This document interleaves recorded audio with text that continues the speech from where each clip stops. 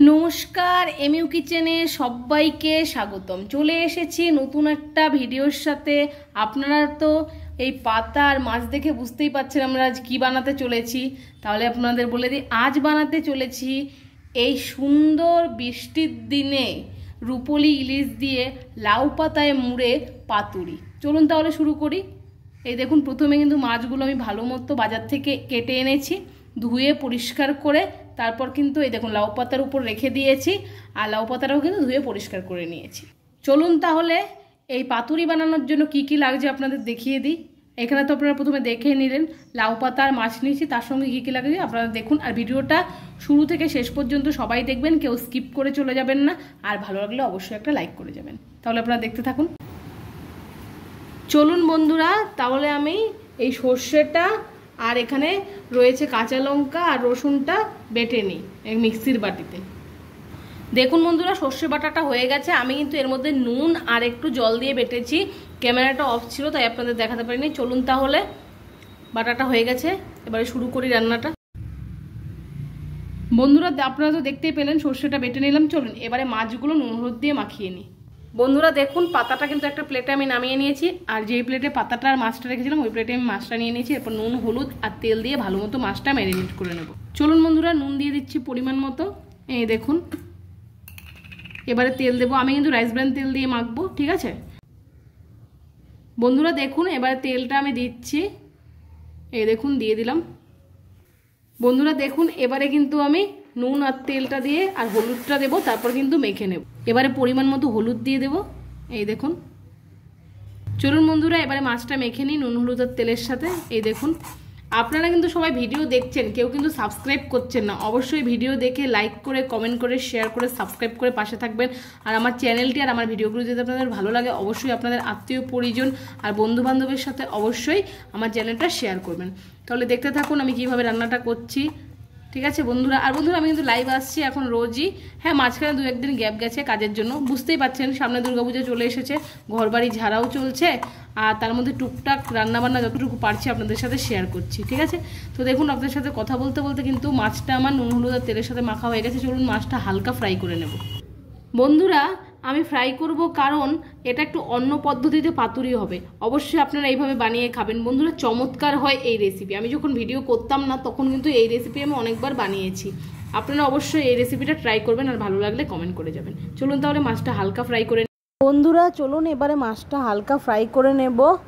দেখুন কড়াইতে আমি সর্ষের তেল দিয়ে দিচ্ছি, তেলটা ভালো মতো গরম করে তারপর কিন্তু মাছটা হালকা করে আমি ভেজে নেব, ঠিক আছে। তো আপনারা পুরো ভিডিওটা দেখবেন, তারপর কমেন্ট করে জানাবেন অবশ্যই আপনাদের কেমন লাগলো। এই দেখুন, আমি এক এক করে কিন্তু মাছগুলো দিয়ে দিচ্ছি। যে কটা পিস দিয়ে আমি পাতুরি বানাবো সবগুলোই কিন্তু দিয়ে দিচ্ছি। তো চলুন, এই দেখুন, এটা কিন্তু বন্ধুরা রুপোলি ইলিশ, অর্থাৎ এটা কিন্তু সিলভার কাপ মাছ নামেই কিন্তু অনেকে চেনে, ঠিক আছে। এটা হলো আমাদের মধ্যবিত্ত পরিবার রুপোলি ইলিশ নামে পরিচিত। তো বন্ধুরা দেখুন, আপনাদের সাথে গল্প করতে করতে এক পিঠ ভাজা হয়ে গেল, আবার দ্বিতীয় পিঠটাও কিন্তু উল্টে দিলাম। এরপর মাছটা কিন্তু বন্ধুরা বেশি কড়কড়া করে ভাজবো না, ঠিক আছে, হালকা ভাজবো যাতে পাতুরিটা সুন্দর হয়। আর এটা কিন্তু একদম অন্যরকম পদ্ধতিতে, ঠিক আছে।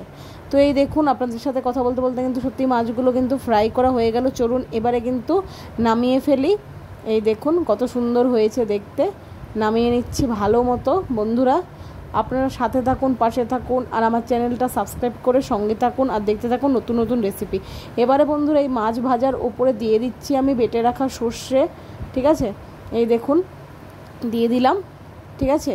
এরপর এর মধ্যে একটু নুন দেব, আগেও আমি নুন দিয়েছি তবে আরেকটু পরিমাণ দিলাম সামান্য। এরপর দিচ্ছি কাঁচা সর্ষের তেল। এরপর কিন্তু সব কিছু ভালো মতো মাখিয়ে নেব। দুটো কাঁচা লঙ্কা দিয়েছি আমি, আপনারা চাইলে আরও কয়েকটা কাঁচা লঙ্কা দিতে পারেন সবগুলোর ভেতরে, ঠিক আছে। যখন ওই লাউ পাতা দিয়ে মুড়বেন তখন ভেতরে একটা করে কাঁচা লঙ্কা অবশ্যই দেবেন, ভালো লাগবে খেতে, ঠিক আছে। তো এই দেখুন ভালো মতো কিন্তু আমি সর্ষে বাটার সাথে মাছগুলো কিন্তু মেখে মিশিয়ে নিচ্ছি ভালো মতো। আর প্রত্যেকটা মাছের গায়ে যাতে সর্ষে বাটাগুলো লাগে সেইভাবে কিন্তু মাখবেন। চলুন আপনাদেরকে আমি বানিয়ে দেখাই। এই দেখুন একটা পাতা নিয়ে নিয়েছি, এটা কিন্তু পরিষ্কার করে কিন্তু পাতাটা আমি ধুয়ে নিয়েছি, লাউ পাতা। এই দেখুন প্রথমে মাছটা দিলাম, এরপর কিন্তু লঙ্কাটা দিয়ে দিচ্ছি, ঠিক আছে। তার উপর কিন্তু সর্ষে বাটাও আমি দিয়ে দিচ্ছি ভালো মতো। এবারে কিন্তু ভালো মতো হাত দিয়ে আমি মুড়ে দিচ্ছি। বন্ধুরা আমি কোনো সুতোর সাহায্যে বাঁধবো না, কারণ প্রয়োজন নেই, ঠিক আছে। আপনারা চাইলে সুতো দিয়ে কিন্তু বেঁধে দিতে পারেন, কোনো সমস্যা নেই, আমি বাঁধবো না সুতো দিয়ে। বন্ধুরা খেতে কিন্তু অসাধারণ হয়েছিল। আপনারা অবশ্যই কিন্তু এইভাবে সহজ পদ্ধতিতে, ঘরোয়া পদ্ধতিতে, কম খরচে কিন্তু এই রুপোলি ইলিশ অথবা সিলভার কাপের এই পাতুরিটা কিন্তু অবশ্যই বানাতে পারেন। খুব সুন্দর টেস্টি হয় বন্ধুরা। এই দেখুন আপনাদের কিন্তু আমি আরও একটা বানিয়ে দেখাচ্ছি। অবশ্যই ভিডিও কেমন লাগলো জানাতে একদমই ভুলবেন না। আর ভিডিওটা কিন্তু শুরু থেকে শেষ পর্যন্ত সবাই দেখবেন, না হলে কিন্তু কিচ্ছু বুঝতে পারবেন না কোথা থেকে কি হলো, ঠিক আছে। এই দেখুন বানিয়ে ফেললাম দুটো। চলুন এবারে কিন্তু সবগুলো বানিয়ে তারপর কিন্তু আপনাদের দেখাবো। আর আমি কিন্তু ওই মাছ ভাজার তেলেই কিন্তু এই পাতুরিটা কিন্তু হালকা ভাপিয়ে ফ্রাই করে নেব, ঠিক আছে। এই দেখুন সবগুলো তৈরি হয়ে গেছে।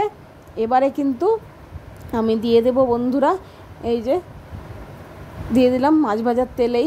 ভাপিয়ে নিব কেন বললাম বলুন তো বন্ধুরা, এইভাবে তেলে দেওয়ার পর কিন্তু আমি ঢাকা দিয়েছি, তার জন্যই কিন্তু আমি বলেছি।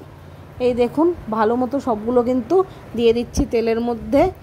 এই দেখুন আমি 6টা বানিয়েছি, 6টাই কিন্তু তেলের মধ্যে দিয়ে দিলাম। এরপর কিন্তু ভালো মতো ঢাকা দিয়ে দেব যাতে সেদ্ধ হয়ে যায়। মাছটা তো অবশ্যই হালকা সেদ্ধ হয়েছে, হালকা না অনেকটাই সেদ্ধ হয়েছে বন্ধুরা, তাও কিন্তু আমি ঢাকা দিয়ে ভালো মতো সেদ্ধ করে নেব।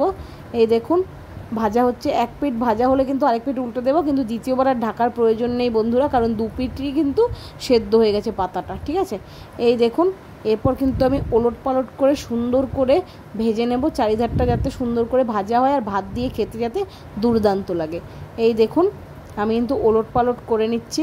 কার কার এইরকম মাছের পাতুরি পছন্দ অবশ্যই কমেন্ট বক্সে জানাতে একদমই ভুলবেন না, ঠিক আছে। আর সহজ পদ্ধতিতে রান্না দেখার জন্য অবশ্যই আমার চ্যানেলটা সাবস্ক্রাইব করে পাশে থাকুন বন্ধুরা। সামনেই পুজো, আপনারা কীরকম ধরনের রেসিপি দেখতে চান অবশ্যই কমেন্ট বক্সে জানাতে ভুলবেন না, ঠিক আছে। আমি চেষ্টা করব আপনাদের পছন্দ মতো রেসিপি আনার জন্য।